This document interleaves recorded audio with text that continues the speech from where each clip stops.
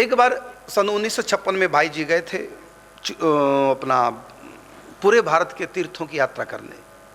कारण था कि शीर्षांक विशेषांक निकलना था गीता प्रेस का कल्याण का, उसमें वो तीर्थांक निकालना था। अब की बार तीर्थों के बारे में विशेष जानकारी देनी थी। पूरे भारत में जहाँ भी हमारे तीर्थ हैं, सिद्ध पीठे हैं, उन सब जगह जा करके और वहाँ का इतिहास नोट करना और फिर कल्याण पत्रिका में तीर्थ विशेषांक के रूप में उसको छपवाना और जन जन तक उसको पहुँचाना था।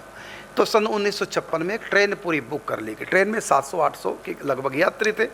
यद्यपि इतने लोगों का कोई था नहीं, ये था कि 2-4 लोग जाएंगे और सब तीर्थों का दर्शन करके वहाँ से बातें नोट करके और कुछ पिक्चर्स लेके तीर्थों की और पत्रिका में देना था।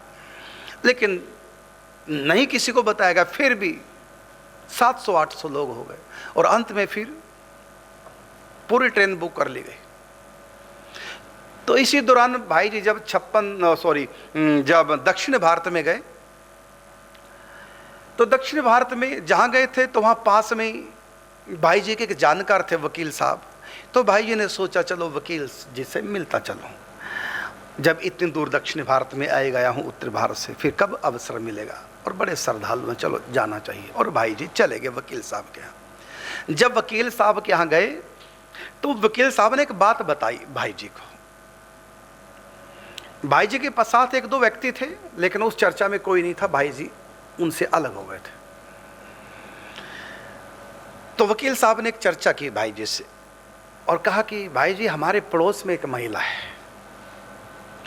चिन्मयी देवी उसका नाम है, चिन्मयी देवी। दिन रात कमरे में रहती है, भक्ति करती है, किसी से बोलती नहीं, बात नहीं करती, किसी को देखती नहीं, कब वो सोती है कब खाती है, दिन रात बैठी रहती है आंख बंद किए, कोई बाहर का चिंतन नहीं, किसी से घर वालों से भी बात नहीं करती। भोजन के समय 24 घंटे में एक बार प्रसाद पाती है, घर वाले आते हैं आवाज़ देते हैं और उसको ये नहीं कहते उठो अभी भोजन करो, क्योंकि घर वालों को पता नहीं कब उठेगी। बस आकर कह जाते हैं इशारे से कि समय हो गया, और उसके पास समय होता हो चली जाती, नहीं समय होता बाद में जाती। और कई बार समय मिलता नहीं इसको तो बिल्कुल जाती नहीं थी, बिना भोजन के रह जाती थी। सोचो बैठे बैठे क्या करती थी, तो कहने सुनने की बात नहीं। और कई दशकों से उसका यही दिनचर्या थी, किसी से कोई बात नहीं, घर वालों से भी बात नहीं, बस पूजा पाठ और अपने कमरे में बैठी रहती। क्या करती घर वालों को भी नहीं पता। और सच बात है, यदि वो केवल पूजा पाठ करती तो इतना पूजा पाठ हुआ नहीं करता और इतनी देर व्यक्ति बैठ नहीं सकता और इतने साल तक इस प्रकार से एक रस दिनचर्या हो ही नहीं सकती। लेकिन कई दशकों से यही उसकी दिनचर्या, किसी से बात नहीं करती, सत्संग भी नहीं देती, किसी को कहती भी नहीं भजन करो पूजा करो, कोई मतलब नहीं। जैसे कि वो जंगल में रह रही है एकांत, कोई दूसरा जैसे उसके पास है ही नहीं। उसको अपने घर वालों को देखे कितने साल हो गए कि मेरे घर वाले भी कोई हैं, बस इतना संबंध है कि जब भोजन तैयार होता है तो आवाज़ आ जाती है, उसकी इच्छा होती है उठ के चली जाती है, नीचे मुँह किए और प्रेम से प्रसाद पाया, फिर अपने कमरे में। और कमरे की कुंडी कभी बंद नहीं की, अंदर की दरवाज़ा खुला है। जब भी घर वाले देखते बस उधर पीठ होती द्वार की तरफ बैठी होती, आंख बंद करके बैठती है या आंख खोल के, ये भी किसी को पता नहीं। ये कुछ पढ़ती है, क्या करती है, जप करती है कि चिंतन करती है, ध्यान योग, कुछ नहीं, किसी को पता नहीं। और 24 घंटे में एक बार भोजन। यहां तक कि उन्होंने अपने घर वालों को देखे कई दशक बीत गए, कौन भाई है कौन माता कौन पिता नहीं देखती, कोई मतलब नहीं। सर झुका के जाती, आगे थाली होती, प्रसाद पाती, नीचे गर्दन करके फिर अपने कमरे में। और अपने कमरे में जाती तो कोई द्वार बंद नहीं करती, कोई कुंडी नहीं लगाती, अपने ठाकुर जी के सामने बैठ जाती है। वकील साहब ने भाई जी को बताया कि आज तक हमने इसको किसी से बात करते नहीं देखा, गजब की है। ऐसा शांत व्यक्ति, घर वालों से भी बातचीत नहीं, कोई मतलब नहीं। घर में कोई मरे कोई जिए, कोई जन्म ले, कोई शादी हो, कोई मेहमान आए कोई जाए, उसको कोई किसी से मतलब नहीं। जैसे गूंगी है, बहरी है, आंखों से देखता नहीं, जैसे व्यक्ति गुमसुम बैठा रहता है, ये स्थिति उसकी है। यहां तक कि किसी को नहीं पता कि उसकी आध्यात्म स्थिति क्या है, किसी को नहीं पता वो करते क्या है। हाँ, इतना है कि उसके सामने भगवान श्री कृष्ण का छोटा सा विग्रह है, एक जिनको गुरु मानते हैं उनका चित्रपट बस, और भीड़ भी नहीं है। मंदिरों में जैसे हनुमान जी, राम जी, कृष्ण, दुर्गा, शिव, है ना, अपने पीतर तक रख लेते हैं, क्या क्या पूरा भर के रखते हैं, कुछ नहीं, सिंपल सा, कुछ कमरे में नहीं, कोई आडंबर नहीं, कुछ नहीं। ऐसा भी नहीं कि बाहर से जाके फूल ही तोड़ लाए पूजा करने के लिए, नहीं, सिंपल बिल्कुल, और बैठी रहती है दिन रात, द्वार खुले, कभी भी कोई आए देख ले, झांक ले। बाकी उसके कमरे में कोई जाता नहीं था, केवल भोजन के समय एक बार जाते थे। ऐसा बड़ा मुश्किल ऐसा जीवन, जब तक भगवान से व्यक्ति का मन रमण ना करे तब तक एकांत में कोई रह ही नहीं सकता। अब ये सब बातें भाई जी को बताई वकील साहब ने, दक्षिण भारत में, इससे पहले कभी भाई जी गए नहीं इधर। तो भाई जी ने, उसने कहा वकील साहब ने भाई जी को कि यदि आप चाहें तो एक बार मिल लें। क्या तो मिल सकते हो? क्या तो कह नहीं सकते, बाकी आप इतने बड़े महापुरुष हैं, संतों को तो कोई क्या रोकेगा, एक बार देख लो जाकर अगर हो। भाई जी ने कहा बिल्कुल मैं मिलना चाहूँगा, और बता दिया कि बस जब आप द्वार में प्रवेश करेंगे, द्वार में प्रवेश करते ही लेफ्ट की तरफ जो कमरा सामने खुला मिलेगा उस पर स्वस्ति बना हुआ है, वहाँ खुला रहता है, और बीच में घर वाले कोई देख लें तो पूछ लेना कि मैं मिलना चाह रहा हूँ। फिर भी कह नहीं सकते मिलने देंगे कि नहीं देंगे, क्योंकि कोई जाते नहीं, उनके घर वाले तक नहीं जाते। लेकिन आप संत हैं, शायद कुछ हो जाए नई बात। तो द्वार तो खुला ही था, मेन द्वार भी। भाई जी चले गए, और 2-3 भाई जी के पास व्यक्ति थे, भाई जी के साथ थे 2-3 व्यक्ति, उनको वहीं बैठा दिया आंगन में ही, और देखा सामने, पहचान गई यही कमरा है। और कोई घर वालों ने वहाँ थे नहीं, संयोग की बात, ना रोका ना टोका, सीधे चले गए। द्वार भी खुला था, सीधे चले गए, देखा वो महिला बैठी हुई है, आंख बंद की, आंख बंद के खुली नहीं पता, वह बैठी गई, भाई जी पीछे खड़े हैं। ये किसकी पूजा करी? ऐसे करके भाई जी ने देखा, क्योंकि बीच में थी, ऐसे करके देखा ठाकुर जी का श्री विग्रह छोटा सा, और ठाकुर जी के बगल में जो उनके गुरु जी का फोटो था, किसी और का नहीं था, स्वयं भाई जी का फोटो था, भाई श्री हनुमान प्रसाद पोद्दार जी का फोटो था। पहचान लिए तो मेरा फोटो है, ये तो मेरी शिष्य है। कहते थे कि उसके वो बड़े गुरुनिष्ठ है वो, और बस चित्रपट है गुरु जी का, और ठाकुर जी बस उन्हीं को निहारती रहती है। जाके देखा भाई जी तो मेरा ही फोटो लगाए है।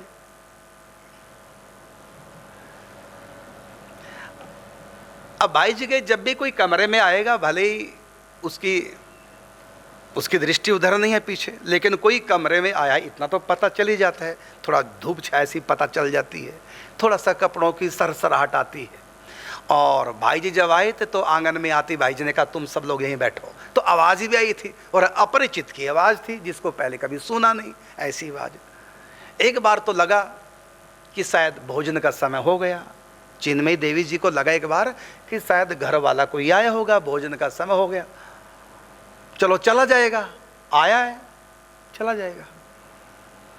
थोड़ी देर भाई जी खड़े रहे, अब क्या बात करूं, अभी पूजा में बैठी है, चिंतन में, साधना में बैठी है, इसको डिस्टर्ब करना भी ठीक नहीं। तो थोड़ी देर तक भाई जी खड़े रहे, विचार करें मैं क्या बात करूं, कैसे शुरू करूं, कोई विघ्न तो नहीं पड़ जाएगा।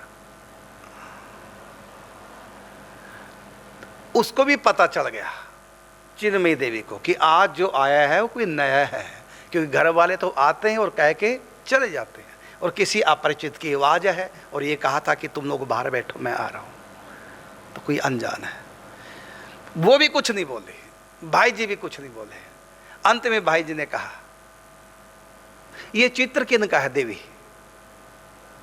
भाई जी को तो पता चल गया था कि इस समय कोई समाधि में नहीं है, क्योंकि थोड़ा शरीर में हरकत हो रही थी, हिलने डुलने की, क्योंकि ध्यान के समय ऐसा नहीं होता। यदि ध्यान में खोई है तो देखा थोड़ा सा शरीर में हरकत हुई, क्योंकि भाई जी भी तो समाधि में जाते थे, उनको पूरा पता है इस बात का। कि थोड़ा शरीर में हरकत है, इसका मतलब अभी ध्यान में कोई नहीं है, चलो पूछ लेता हूँ। तो अपना चित्र के बारे में पूछा, कहा देवी ये चित्र किसका है? तो उसने कहा कि भाई श्री हनुमान प्रसाद पोदार जी हैं, तुम इनको जानती हो, इनसे कभी मिली हो? तो बोली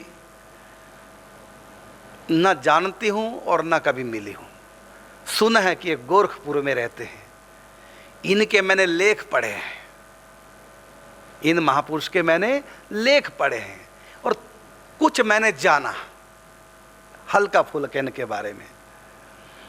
और जब से मैंने इनके लेख पढ़े, इनके बारे में जाना, मैंने इनको मनी मन अपना गुरु बना लिया।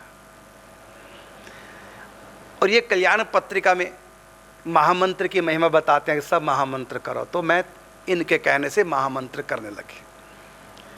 फिर एक बार मैं बंबई गई और मैंने सुना था कि बंबई में इनके बहुत भक्त लोग हैं, तो मैंने वहाँ खोजबीन करके ये चित्र वहाँ से कैसे भी करके मंगाया है, ले लिया, कहीं से मिला मुझको, बड़ा प्रयास करने से चित्र मिला मुझको उन महापुरुष का। और तुम क्या जानते उनके बारे में?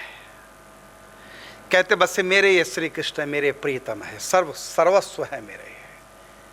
श्री कृष्ण और ये मेरे गुरुदेव, ये दो नहीं है, एक ही तत्व है। इनसे मिलना चाहती हो? कहते बिछुड़ी कब थी जो मिलूंगी, इनसे बिछुड़ी कब थी जो मिलूंगी, ये तो मेरे रोम रोम में मेरे प्यारे श्याम सुंदर हैं, रोम रोम में बसे हैं, मैं हमेशा इन्हीं के पास रहती हूँ, ये मेरे पास रहते हैं। तो भाई जी ने कहा पीछे मुड़ के देखो कौन खड़ा है। कहती आवश्यकता नहीं है। क्या गजब। तो भाई जी बोले मैं ही हूं भाई हनुमान प्रसाद पोद्दार, गीता प्रेस गोरखपुर का संपादक। फिर पीछे मुड़ के देखा, क्यों गुरु का अपमान भी नहीं करना। पीछे मुड़ के देखा, दर्शन किए, भाई श्री हनुमान प्रसाद पोद्दार चरणों में गिर गए। चरणों में गिरते समाधि से लग गए और भाई जी ज्यों को त्यों खड़े रहे, जबकि भाई जी किसी से चरण स्पर्श नहीं कराते। लेकिन इस समय भाई जी नहीं है, इस समय खेल कुछ और चल रहा है। शिष्य के भाव के अनुसार कृष्ण में गुरु में कोई अंतर नहीं, फिर वही लीला हो जाती है। नहीं तो भाई जी प्रणाम नहीं कराते और पीछे हट जाते हैं। भाई जी खड़े रहे और प्रणाम किया, सिर रख दिया चरणों में, चरणों का अभिषेक कर दिया आंसुओं से। तुरंत ठाकुर जी का चंदन बचा था, माथे पे लगा दिया, पुष्प चरणों में चढ़ा दिए और कहा मेरी जन्म की साध पूरी हुई। कई बार मेरे मन में आया कि जिनकी कृपा से मैं यहाँ तक पहुँची, मैंने अब तक उन गुरु के दर्शन नहीं किए। आज मेरे ठाकुर जी ने कृपा की, गुरु रूप में चले आए, मेरी इच्छा पूर्ण हो गई। मैंने ठाकुर जी पहले मिले और गुरु बाद में। और प्रणाम किया, थोड़ी स्तुति की और उसके बाद तुरंत बोली अब आप यहां से जा सकते हैं, बैठो जी फलाना, कुछ कोई फॉर्मेलिटी नहीं, क्योंकि किसी से कोई फॉर्मेलिटी नहीं करते। सीधा सीधा कह दिया एकदम। पूजा कर ली, तिलक कर लिया, प्रणाम, और कहा कि प्रभु ने मेरी मन की साध पूरी कर दी। गुरु को प्रणाम किया और तुरंत हाथ जोड़े खड़ी थी प्रणाम करते, और तुरंत बोल पड़ी अब आप जा सकते हैं। बस आधे मिनट भी बात नहीं, अब आप जा सकते हैं। भाई जी हक्के बक्के से खड़े। तो भाई जी ने कहा मेरा कुछ परिचय नहीं लोगी? कहती आवश्यकता नहीं। मेरा एड्रेस ले लो, कभी आना चाहो मिलने के लिए? कहते आवश्यकता नहीं। भाई जी कह रहे हैं मेरा एड्रेस ले लो, आवश्यकता नहीं। आप अपना कुछ परिचय देंगी या कुछ परिचय का सीधा सीधा मतलब भीतर की स्थिति क्या है? मैंने गुरु खड़ा है, उसके आगे कुछ बोलना चाहो? गुरु जी आए, कितने सालों से जिनके मिलने की साथ थी, और ये था कि मैं कभी गोरखपुर जाऊंगी नहीं, तो भाई जी यहां कभी आएंगे नहीं। लेकिन भीतरी मिलन तो होता है, भीतरी मिलन तो न जाने कितनी बार होता है। इसलिए बाहर के मिलन की कोई वैल्यू नहीं थी। वो तो आए हैं, प्रणाम कर दिया, तिलक लगा दिया, पुष्प चढ़ाए और तुरंत कह दिया बाप जा सकते हैं। कोई मतलब नहीं, कोई बात करें नहीं। कारण क्या? असली मिलन हो चुका था। बाहर का मिलन कोई वैल्यू नहीं रखता जब भीतर का मिलन हो जाए।